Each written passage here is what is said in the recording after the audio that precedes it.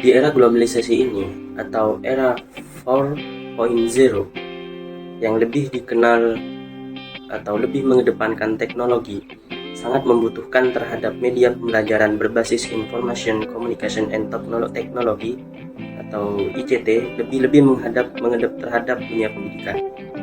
ICT adalah pembelajaran yang berkaitan dengan komputer, tetapi ICT juga diartikan sebagai alat-alat yang memudahkan dalam proses pembelajaran baik berupa VCD, radio, televisi, internet, proyektor, telepon, dan lain-lain. ICT terdiri dari hardware dan software. Hardware atau perangkat keras adalah teknologi yang berupa fisik atau bisa dirasakan. Sedangkan hardware atau perangkat lunak adalah sistem yang menjalankan dan berjalan di dalam hardware atau perangkat lunak. Dengan pembelajaran ICT akan lebih efektif, efisien, optimal, menarik, merangsang daya kreatif. Maka ICT adalah media pembelajaran yang banyak digunakan dalam proses pembelajaran. Dalam artian, ICT menjadi pelengkap sekaligus penguat pemahaman peserta didik dan menguatkan motivasi pembelajaran. Perangkat pembelajaran ICT meliputi perangkat keras seperti komputer, scanner, mikrofon, speaker, CD-ROM, DVD-ROM, flash disk, kartu memori, kamera digital, kamera video, dan lain-lain. Sedangkan perangkat lunak meliputi Microsoft Word sebagai tekstual ataupun gambar. Selanjutnya Microsoft PowerPoint biasanya digunakan sebagai suara, gambar, teks, video, dan pembelajaran interaktif. Aplikasi pendukung yang selanjutnya yakni berupa KineMaster ataupun Capcut, dalam artian media-media yang dapat menggabungkan animasi-animasi sehingga menjadi pembelajaran yang lebih menarik. Baik, di sini saya akan menjelaskan manfaat media pembelajaran berbasis ICT. Manfaat yang pertama yakni dapat menarik perhatian siswa. Dunia semakin maju, manusia semakin dimanjakan dengan kemudahan dalam segala bidang, tidak terkecuali dalam bidang pendidikan. Saat ini, semua siswa sudah mengenal internet. Kemanapun dan dimanapun, internet menjadi sahabat bagi para siswa. Internet merupakan salah satu bagian dari ICT. Semua siswa tertarik dengan internet, maka dari itu, pendidik dapat menjadikan internet ini sebagai salah satu media pembelajaran agar siswa dapat tertarik. Selanjutnya, pembelajaran menjadi menyenangkan. Dalam proses belajar mengajar, terkadang siswa menjadi malas untuk belajar karena media pembelajaran yang membosankan.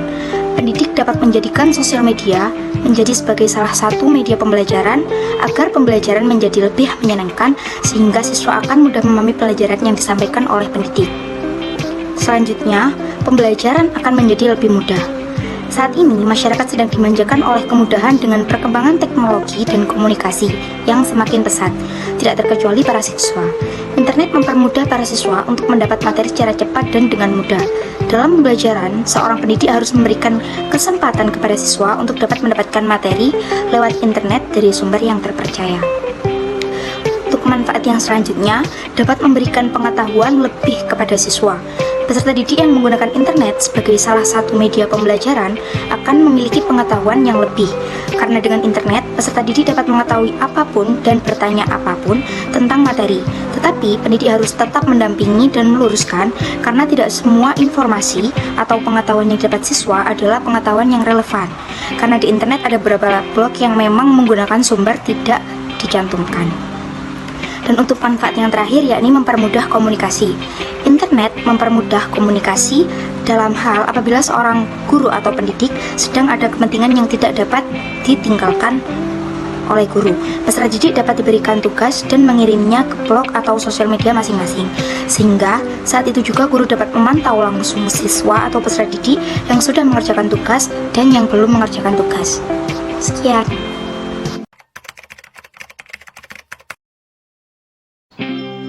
Yang ketiga adalah menggunakan media pembelajaran berbasis ICT tentunya memiliki dampak-dampak tersendiri.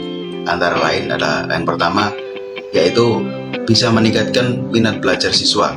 terhadap suatu pembelajaran. Yang mana media pembelajaran yang tepat ini akan dapat membuat peserta didik lebih terpantas dan terlibat dalam proses belajar mengajar. Yang kedua, dapat membantu pembelajaran menjadi lebih aktif, kreatif, efektif, dan menyenangkan. Penggunaan media berbasis ICT ini dapat membuat proses pembelajaran lebih bermakna, sehingga dapat menimbulkan pengaruh yang lebih besar dalam proses pembelajaran dan juga tentunya menyenangkan dan tidak monoton. Lalu yang ketiga adalah meningkatkan efektivitas dan efisiensi dalam pembelajaran. Media pembelajaran yang berbasiskan ICT ini dapat mempermudah dan mempercepat proses belajar mengajar serta membantu guru dalam menyampaikan suatu pembelajaran atau proses belajar mengajar serta membantu guru dalam mengemukakan materi yang akan disampaikan sehingga menjadi lebih komprehensif dan interaktif.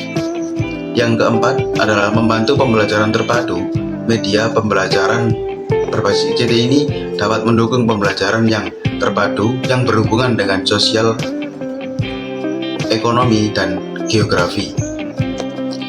Lalu yang kelima adalah membantu pengembangan sosial dan emosi.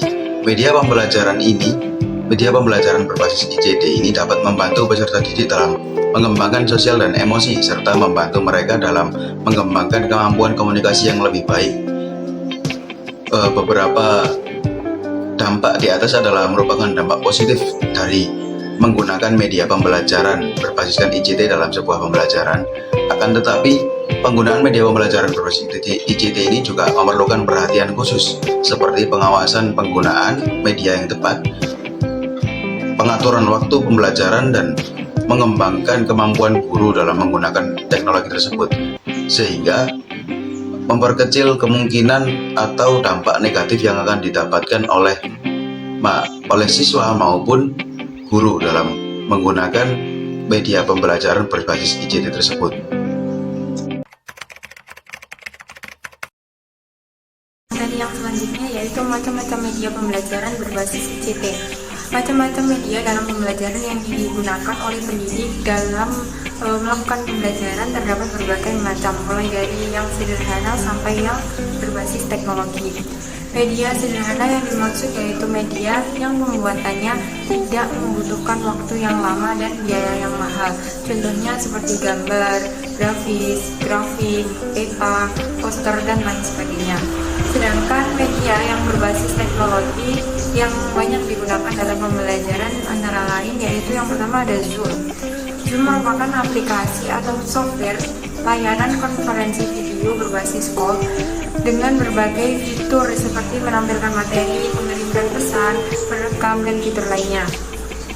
Zoom sangat fleksibel, di mana dapat digunakan di smartphone, laptop, dan tab.